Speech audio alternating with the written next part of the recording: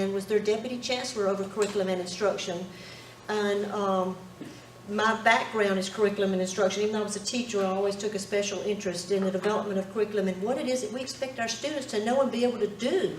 And setting those high academic standards, measuring student progress against those standards, and holding our children, because I think these are all of our children in Georgia, all 1.7 million of them, holding them and the educators accountable for what we do and for meeting those high standards, because that's how we prepare them for success after high school. So that's our goal in the K-12 arena. And what we expect them to know and be able to do, one of the things I've learned is ever changing.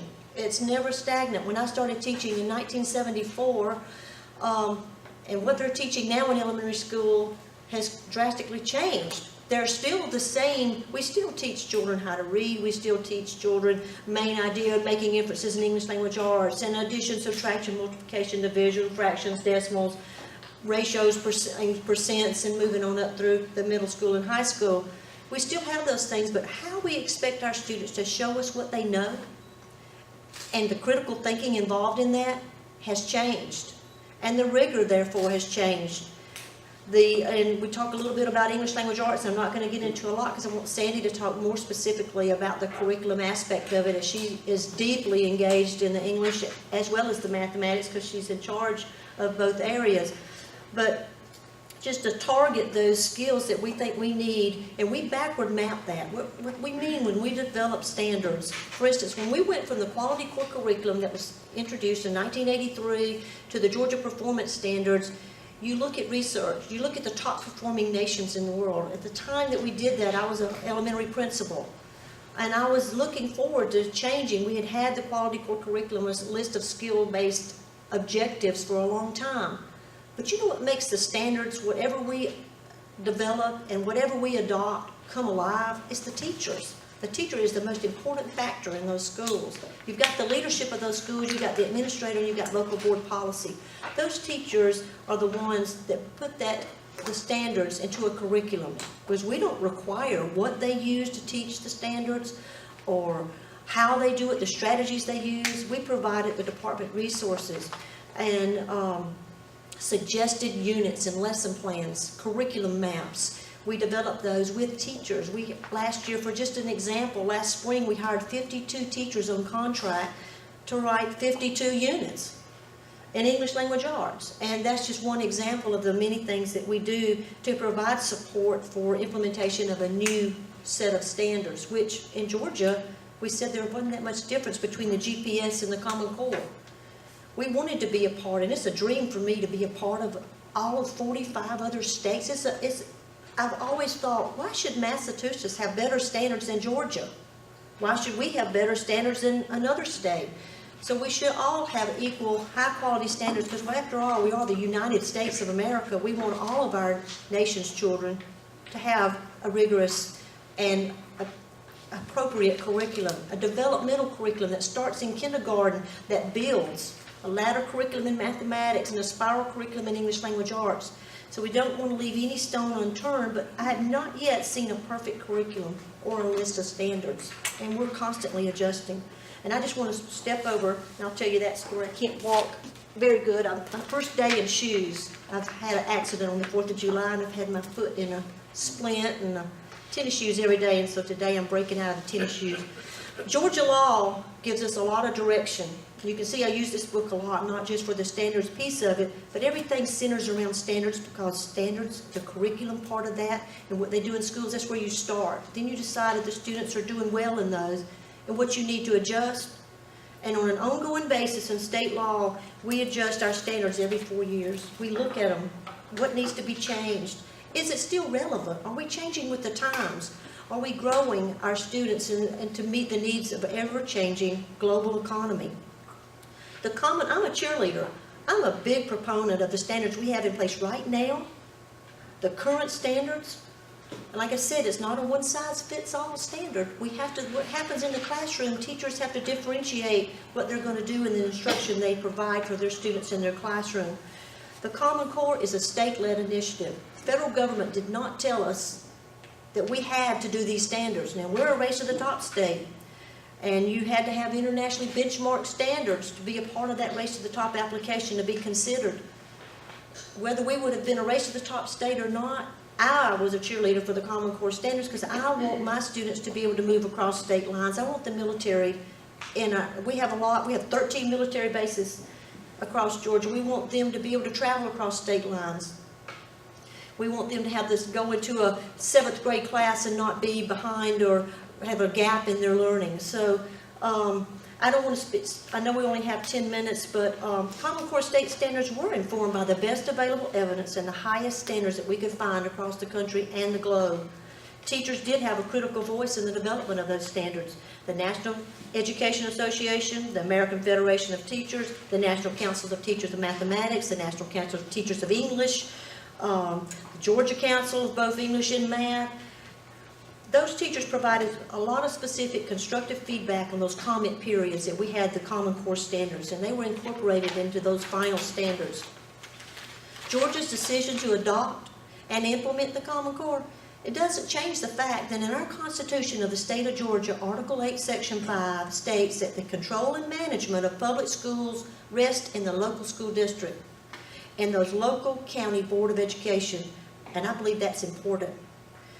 We're not letting the federal government come in and take over our schools. I'm a public education. My father was a superintendent. My sister's a teacher. My son teaches 5th grade. My niece and my nephew are teachers. My aunt and my cousins are teachers. We are an education family.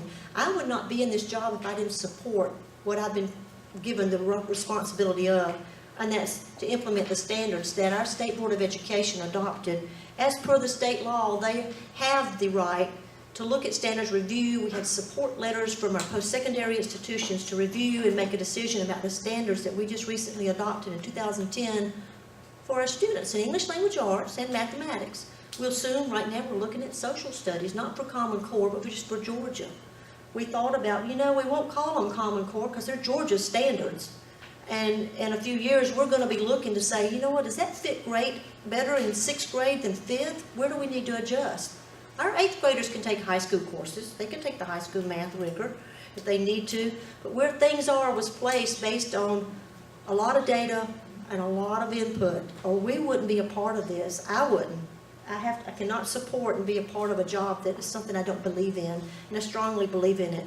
And I don't want to talk too long because I know Sandy has a few things she just wants to talk a little bit about, because she is our Common Core implementation. I call her a director because we don't have a director. She's the assistant director for the Common Core implementation, but she has worked hard over the last 3 years to provide the support that our school districts and our teachers have asked for. So Sandy, talk a little bit. Sorry, I hope I didn't talk too fast. Also, I'm going to leave out my business cards, and Sandy has some. If you have a question, feel free to call us at the department.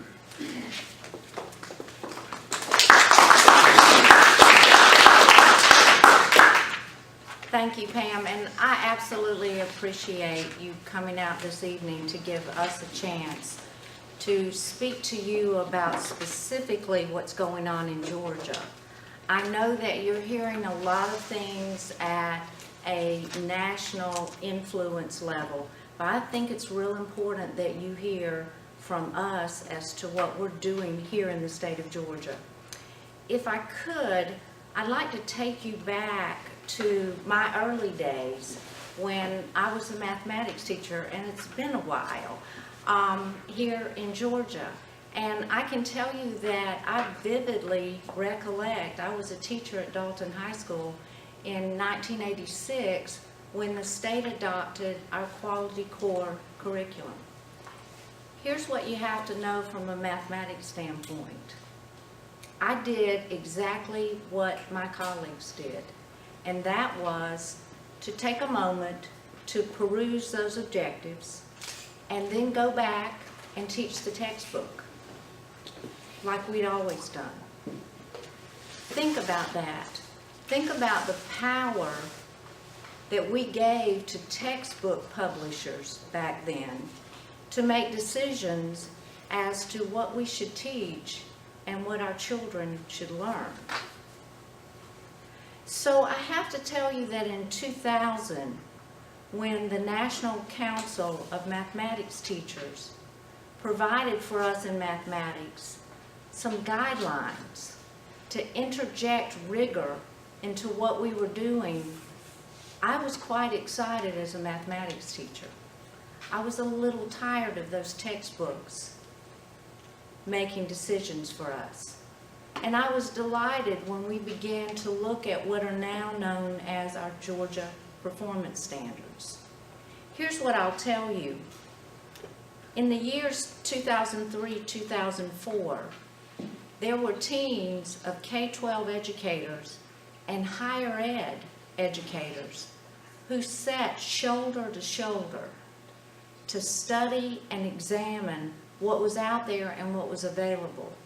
And only then did they sit down to craft what we've used ever since in Georgia, our Georgia Performance Standards. Those standards were and are rigorous. And our teachers, I was one of them, are challenged by that rigor. And yet, we know we're moving in the right direction with the rigor. Back then, as we began to roll out, and I'll tell you that I joined the DOE staff in 2008, just as we were rolling out high school mathematics. What we did was to provide teachers with resources and professional learning. And I'll tell you that we did as much as we possibly could with the constraints that we had in staffing and in funding. So the truth is, when we began to see evidence that what we were doing was working, it was incredibly exciting. You know, I, like you, have heard people say forever and ever that Georgia is 48th. Well, all of a sudden, as early as 2009, and we rolled out, if you remember, in math, we started rolling out in the middle school. As early as 2009, we started seeing national evidence that what we were doing was working. For a decade, not much had happened in mathematics according to NAEP, and I know we promised no acronyms, but NAEP is the National Assessment of Educational Progress, and it's a test that they give samples all over the United States. And guess what? Georgia was showing significant growth in mathematics in that year at grade 8, which is exactly where we began our rollout. So very definitely our teachers and students were raising that bar. Now, in 2009, we also began reviewing the K-5 Georgia Performance Standards. Because by law, within every 4 years, we take another look at our standards and we make adjustments as we need to. We were gearing up for reviews in middle school and high school when Common Core emerged. So now we're closer to where we are to tonight as we talk about those Common Core standards. I'll tell you that our teachers were on board. But absolutely, the challenge with Georgia Performance Standards continued to be resources aligned with our standards. So when Common Core standards first emerged, Georgia was definitely interested because of the advantages that Common Core would offer us. Textbook publishers would have to step up the rigor. If just little Georgia was interested in stepping up the rigor in mathematics, maybe not. But when that number of states became involved, there would definitely be an impact on what we saw with our textbooks. Let me talk about Georgia specifically for a moment. As you know, Georgia is bordered by 5 states. There are 13 military bases in Georgia. Now, Paulding County is fairly close to that Alabama line.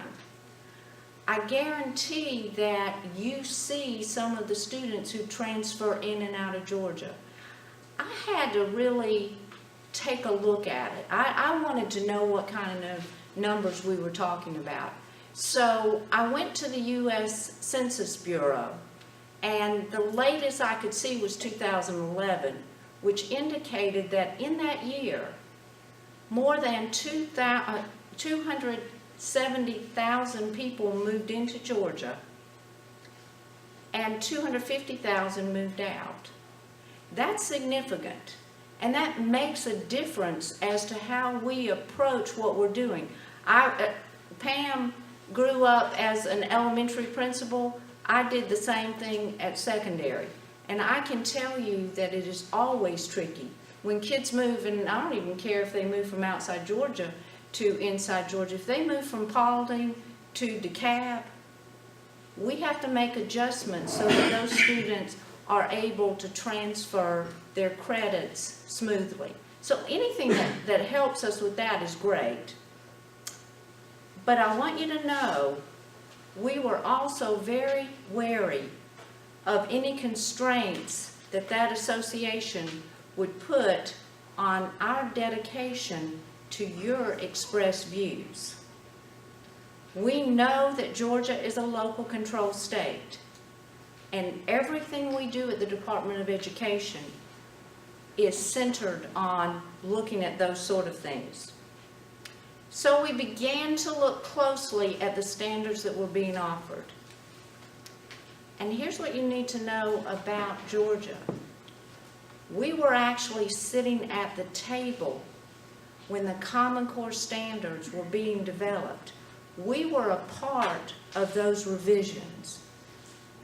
It's really no surprise that in 2010, the Thomas Fordham Institute, who grades states, graded Georgia at an A- and graded Common Core at an A-. Because truthfully, the two sets of standards, let me talk about ELA first. The ELA standards that we were using in Georgia at that time and those in Common Core matched at an 81%. Math, even more so, at 90%. I see people looking at me. I don't have but a few minutes more, but I do want to tell you that we have spent 3 years with the implementation of this set of standards. I want you to know that in 10-11, we involved thousands, and I do mean thousands of teachers, in our awareness and review process. In 11 and 12, we spent our priorities, better said, college and career ready Georgia performance standards. We never did and we never will stay with Common Core if it impedes what we know needs to happen in Georgia in terms of review. Within our 4-year review, if we see that we need to shift a standard from one grade level to another, we're going to do that. If we see that we need to change a standard, we're going to do that. And if that means that we need to step away from this Common Core movement, we'll do that. I want to leave you with 4 thoughts. Actually, I have lots of things I'd like to leave you with, but I do understand that my time this evening is quite limited. So the first thing I want to say to you is that I stand in front of you, and I'm totally mixed up as far as my notes are at this point. I stand before you as a mathematics teacher who moved into administration to ensure that the mathematics program in Georgia continued to move forward. I believe in our teachers, and I believe in our students, and I believe that Georgia can be at the top. So I have to tell you one thing that has happened very recently. You know, we implemented our standards, and they are CCGPS last year.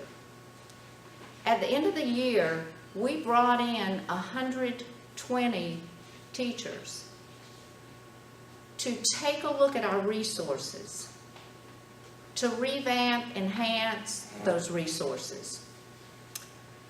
we posted our new resources on July 1. Within that 48-hour period of posting, we were able to take a look at who was paying attention to those resources. Within 48 hours, there were 40,000 views. 40,000 views of our website. Not only folks here in Georgia, but 48 other states took a look at our resources, and 60 countries within that 48-hour period. So I'm throwing my notes away. I'm going to tell you what we're doing here in Georgia is right. We're on the cutting edge. The last thing we want to do is to let politics make a decision for us as to what's right for our kids. Keep in mind that standards are sets of expectations. They tell teachers, they inform teachers as to what we're looking at in grade 4. They don't tell teachers how to teach students. And that's important. As a teacher, I knew what was best for the kids in my classroom, and so did the other teachers in Georgia. I absolutely appreciate your time, and we will be here to answer questions. I could talk all night, but I know I don't have that opportunity.